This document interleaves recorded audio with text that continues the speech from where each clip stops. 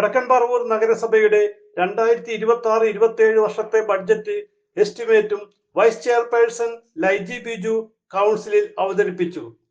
2025-26 വർഷത്തെ പുതുക്കിയ ബജറ്റ്, 2026-26 വർഷത്തെ ബജറ്റ് എസ്റ്റിമേറ്റ് എന്നിവയാണ് ഞാൻ നിങ്ങളുടെ മുമ്പിൽ അവതരിപ്പിക്കുന്നത്. ഈ ഭരണസമിതിയുടെ ഒന്നാമത് ബജറ്റാണ് ഇത്. കഴിഞ്ഞ വർഷങ്ങളിലെ സാമ്പത്തിക പ്രതിസന്ധികൾ മറികടന്ന് കൂടുതൽ വികസന പ്രവർത്തനങ്ങൾ ഈ വർഷം നടപ്പിലാക്കാൻ കഴിയുമെന്ന ആത്മവിശ്വാസത്തോടെയാണ് ഞാൻ ഈ ബജറ്റ് നിങ്ങളുടെ മുമ്പിൽ അവതരിപ്പിക്കുന്നത്. പ്രാദേശിക ഭരണകൂടത്തിന്റെ ഉത്തരവാദിത്തങ്ങൾ നിറവേറ്റുന്നതോടൊപ്പം പാർശ്വവൽക്കരിക്കപ്പെട്ട വിഭാഗങ്ങളെ സമൂഹത്തിന്റെ മുഖ്യധാരയിൽ എത്തിക്കാൻ ആവശ്യമായ നിർദ്ദേശങ്ങളും ഈ ബജറ്റിൽ ഉൾപ്പെടുത്തിയിട്ടുണ്ട്.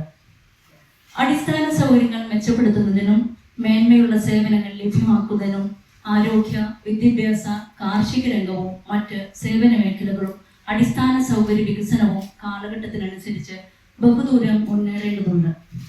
ആയതിനാൽ വികസന പ്രവർത്തനങ്ങൾ കൂടുതൽ വേഗത കൈവരിക്കേണ്ടതും സേവന മേഖല ഇനിയും മെച്ചപ്പെടുത്തേണ്ടതുമാണ്.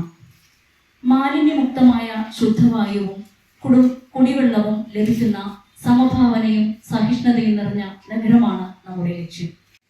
2026-27 വർഷത്തിൽ 5,21,28,771 രൂപ മുന്നിരിപ്പും 54,81,77,700 രൂപ വരവും ഉൾപ്പെടെ ആകെ തുക 60,16,471 രൂപ വരവും 56,12,81,040 രൂപ ചിലവും 3,90,30,35,431 രൂപ വീക്കിയിരിപ്പും പ്രതീക്ഷിക്കുന്നു. നഗരസഭ ചെയർമാൻ രമേശ് ഡി കുറുപ്പ് അധ്യക്ഷനായി. സാഹചര്യത്തിനനുസരിച്ച് പുതിയ മാനങ്ങൾ നൽകാൻ നമുക്ക് കൈകോർത്ത് മുന്നേറാം. പറവൂരിന്റെ വികസനത്തിന് പൂർണ്ണമായ പിന്തുണ നൽകുന്ന കേന്ദ്ര സംസ്ഥാന സർക്കാരിന്റെയും കൗൺസിൽ അംഗങ്ങളുടെയും പ്രവർത്തനങ്ങൾ പ്രശംസനീയമാണ്. തദ്ദേശ വകുപ്പ് മന്ത്രി എം ഡി രാജേഷ്, ലഘു പ്രതിപക്ഷ നേതാവ് അഡ്വക്കേറ്റ് വി ഡി സതീശൻ, ലഘു എം പി ശ്രീ ഹൈബീരൻ തുടങ്ങിയവരുടെ സഹായ സഹകരണങ്ങൾക്ക് നന്ദി രേഖപ്പെടുത്തുന്നു.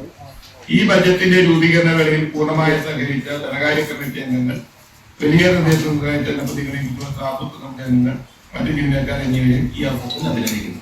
പ്രതിപക്ഷ കൗൺസിൽ ലീഡർ CA രാജീവും കൗൺസിലർമാരും പങ്കെടുത്തു.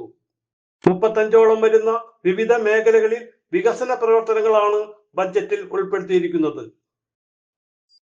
CJ Joy, city voice news bureau, north Paravur.